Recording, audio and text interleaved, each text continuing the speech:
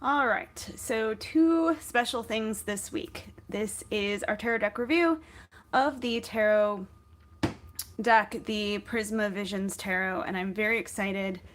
The two special things are that this is a live. This is my first live, so we will see how that is going. You'll also see that I have it done in a slightly different order. All in all, it should be like one of my regular tarot deck reviews, but you all are going to be a part of it. I am going to be doing the weekly reading separate, most likely, because of the order that I have the cards in, but we will go through that in a minute. So thank you so much for joining me, particularly if you had your notifications on and you have seen me try to restart this thing a couple of times. Really appreciate you helping me out as I test these waters. Please do not hesitate to let me know what kind of lives you would like to see. As this is my first, I figured I would go with regular content and test out all the features, but I would like to do things like readings later, or talking about various things, taking questions. I am a tarot teacher, or talking about things I've learned from past lives, my past life readings. I will be doing a whole social media, I guess you could call it a campaign, but a whole series on different things that I have learned from doing my past life readings. So you will probably see a live or two about that as well. And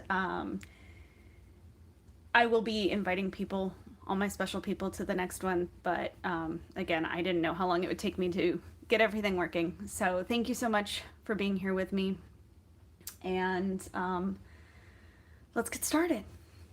So starting out with the box, this is a gorgeous, very sturdy, really nice box. Keeps with the artwork, keeps with that special feeling this deck has.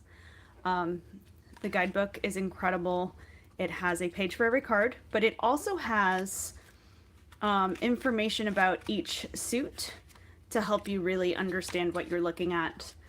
As for the spreads, it has a handful, and they go from very, very, very easy beginner to more complicated. They actually also have a past life spread that I would love to test out at some point, especially for someone I've already done a reading for, so that we can compare them and see if we get the same or similar information. This is beautiful gilded sides. The backs are gorgeous. These are very easy to shuffle, really easy to use. Now, I have this deck in the order of the cards for a couple of reasons that you'll see coming up, and that is why the week ahead reading will most likely be done later. I'll put them together, but it's going to need an extra thorough shuffle, so we may be doing that off camera. But we're going to start out with the majors. We have the Fool. They have these beautiful colors. You see the border. They have the nod to the Rider-Waite-Smith. It is also in the order of the tradition of the Rider-Waite-Smith, so Strength is 8 and Justice is 11. Rider-Waite-Smith is the only tradition that does that, so I like to point it out. But I also like to point it out because if you are a Rider-Waite-Smith reader, this should be a very easy deck for you to pick up. It is gorgeous. It has this beautiful art feel, but it is very, very easy to learn, which makes it great for anyone along that tradition, including beginners. So I'm going to put those to the side, and then I'm going to show you why I have everything separated. So you see these are these gorgeous cards, but I'm going to just show you a couple at a time. You see how they fit together. One of my favorite things to talk about when I'm teaching is the way the numbers and the suits, the cycles, the way they grow on each other. You see the way the stories work through each other. So you have the artwork, but you also have the way things move in. So they're struggling here trying to figure out what it is they need. But at this point, they've built it and they're moving forward. And I love that. It captures all of the different pieces.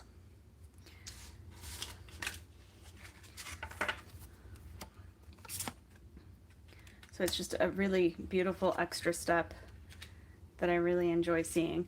It doesn't mean that if the cards are in a different order, they don't work. It doesn't mean that they're less beautiful. It doesn't mean the different suits don't work together. It's just that there's that special extra layer, especially when you're learning it or teaching it and you want to talk about the cycles and the stories. It is such a wonderful way to remind ourselves of these things. And so I like to really put that out there in this regard. This deck is also good for anyone who is just in love with this artwork the way that I am.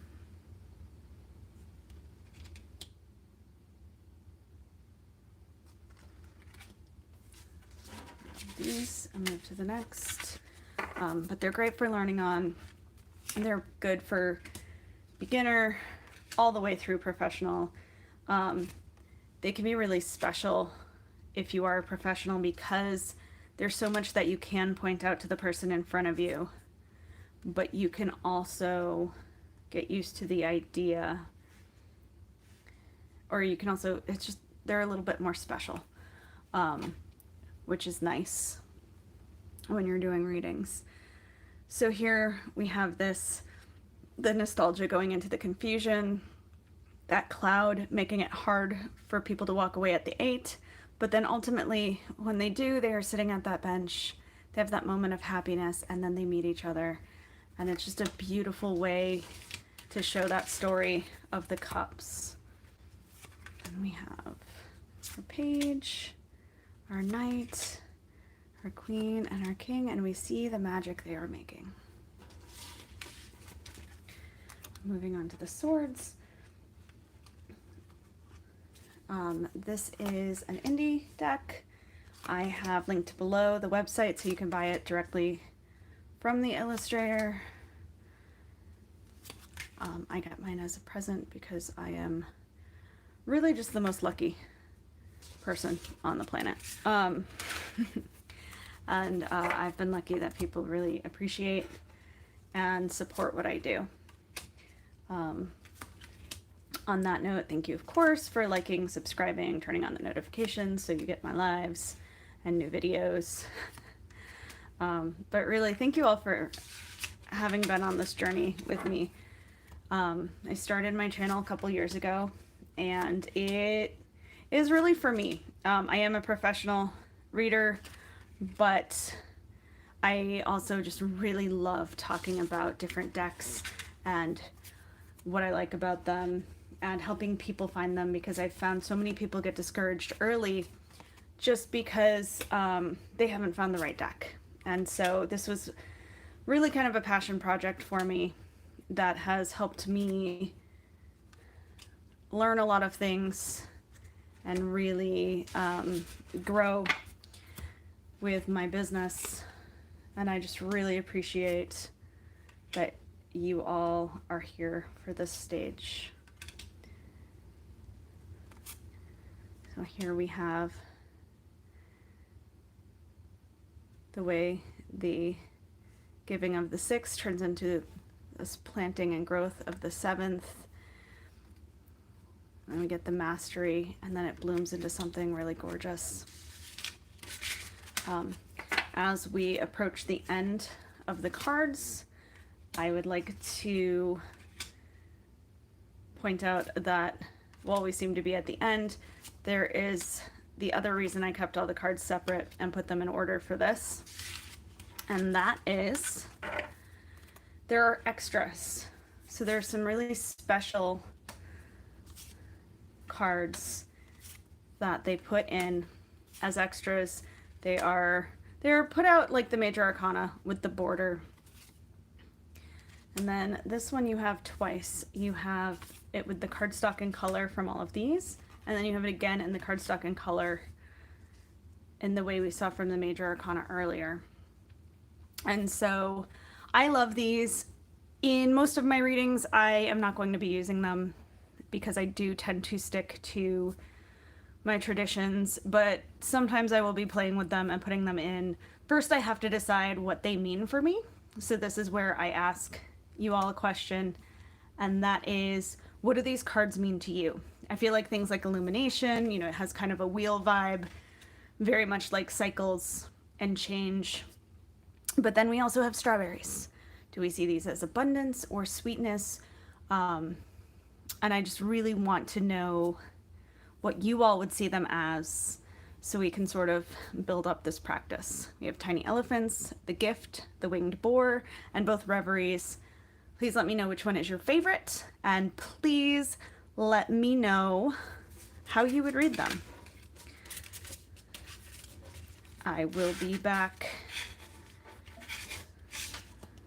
later tonight or tomorrow to do the recording for the week ahead, or if you like it this way, if you would like to have more of the regular content done in this style. Really can't thank you enough.